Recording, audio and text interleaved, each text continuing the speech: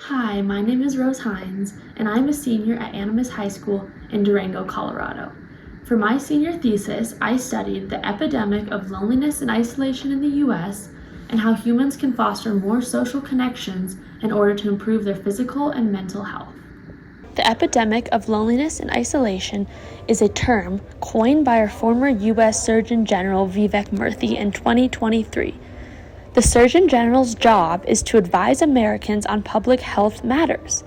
Murthy linked the epidemic to increased mental and physical health issues such as anxiety and depression, as well as heart disease, stroke, and dementia. I have personal passion for this topic because I've struggled with loneliness a lot in my life, and it took me a long time to find my people who I know have my back and will support and listen to me. Loneliness is as harmful to the mind and body as smoking 15 cigarettes a day. And 1 in 3 adults in the US feel lonely. And 1 in 4 adults in the US feel that they lack social and emotional support. As technology continues to evolve and absorb our attention, it is drawing us away from the people and relationships we need in our lives to thrive. Social media can increase our perceptions of loneliness because people's lives can look so curated, and people on social media can choose to show the most important or most refined parts of their lives when we may not actually see their realness and their struggles that are in their real life. And this creates a barrier between us as we don't feel as much belonging or connection with these people.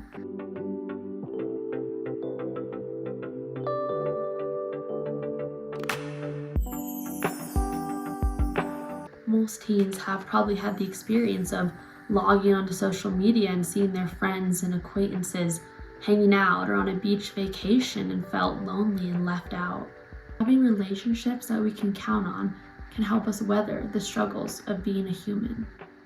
For my action project, I facilitated connection circles with the goal to bring people together that may not normally share their experiences and feelings with others and practice expressing themselves honestly and vulnerably and having others deeply listen to them with the ultimate goal of fostering deeper connections with each other. Before our connection circle started, I asked 2 participants what they were nervous about and what they were excited about. I've always wanted to do something like this. I feel like cliques and friend groups are kind of a barrier in high school, and I've always wanted to have a space where we just ask each other questions and just talk and really open up, regardless of who you're friends with and who you're not. And I'm so excited to do that. I guess I'm a little nervous just about people not taking it seriously. Sometimes that happens with things like this, of them being like, oh, I don't want to answer it, or just kind of really having shallow answers or glazing over the questions. So I guess I'm a little nervous about that. Okay, I'm feeling excited about meeting new people. Feeling nervous about opening up to different people and people that I'm not exactly close with. Here are the clips from some of our circles. What is something that no one here knows about you? Until 5th grade, I was homeschooled, and this was such a good experience. Homeschooling truly shaped me into the person I am today. We learned how to make plant dyes and dye our own clothes. We learned about the solar system. A thing that people don't know about me.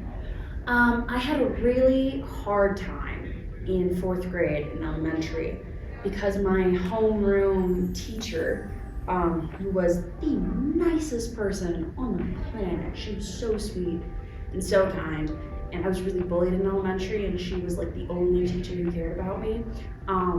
Killed herself over my winter break, and it was a really hard time for me. And after that, I switched elementary schools just for 5th grade, and I sometimes have a big problem with connecting with people my age because I went through a lot of stuff when I was a little kid. So the next question is, what is something that you tell yourself in hard times? For me, I always keep it pretty short and simple. I can struggle a lot with my confidence whenever I'm doing things, and so it's sort of just I like to talk to myself specifically in the mirror. A little weird, but I'm you can do this. You can do this. You just have to do it. You can do it. Throughout the circles, we answered a variety of questions. Some of them included, when is a time that you have felt disappointed? When is a time that you have felt proud? When have you experienced loneliness? When have you experienced belonging? For me, I have a distinct memory of loneliness when I was at DHS my sophomore year. Walking through the hallways was like swimming upstream with a sea of faces passing me by. I had very little friends that I felt connected to and I felt like had my back. One day I walked through the lunch line and was standing in the cafeteria and felt like there was no one I could go to talk with. And this experience was extremely painful and was one of my inspirations for wanting to cultivate a space to form more connections for students. Let's talk about what are we excited about for graduating, getting out of high school, summer plans. Well, I for one, I'm excited to kind of be more on my own. I live with a very amazing family, but they're also very on top of everything I do. And I'm excited to be able to go to an area where it's new, where I don't maybe know as many people, and I can start anew. Right, so next question to remind you all is, what are some of your fears, or what are you feeling apprehensive about going forward in any shape or form?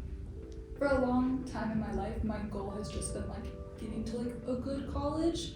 And so now that I like did that, I have no other like big goals in my life. And I don't know what I'm gonna like study. I don't know what I'm gonna do. And I guess like a fear of mine is that like I'm gonna go and I'm just gonna like never make something of myself in my life. Something I'm a little nervous about is I made this plan and kind of goal for myself to hike the Colorado Trail. I have some apprehension about like making this happen and all the steps that it takes to put something on like this.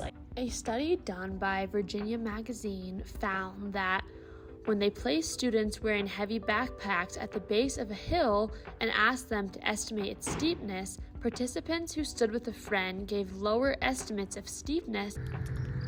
I think these circles impacted my sense of belonging because I think it was just really cool that we were able to have such like honest, deep conversations and talk about things that we wouldn't normally just talk about at school.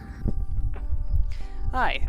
These circles really showed me how much we need to talk about like our emotions and how we're going through them, because when I was going through these circles, it really left an impact at the end of it each time, like, wow, these people are also going through a lot similar issues as me, but it's very hard to talk about this, and having a space dedicated to just talking about specific issues that we're going through and like being able to open up really like impacted me in I'm not alone in like feeling like certain ways. Contrary to societal messages telling us that material things and the number of likes and followers we have will make us happy, it is truly other humans and the relationships we cultivate with them that brings us happiness and nourishes our well-being. This quote by Gutman Diva sums up my journey with this research and really left a lasting impact on me. He says that when we share our stories of joy, happiness, and achievement with others, it increases our joy as we sense others happy around us.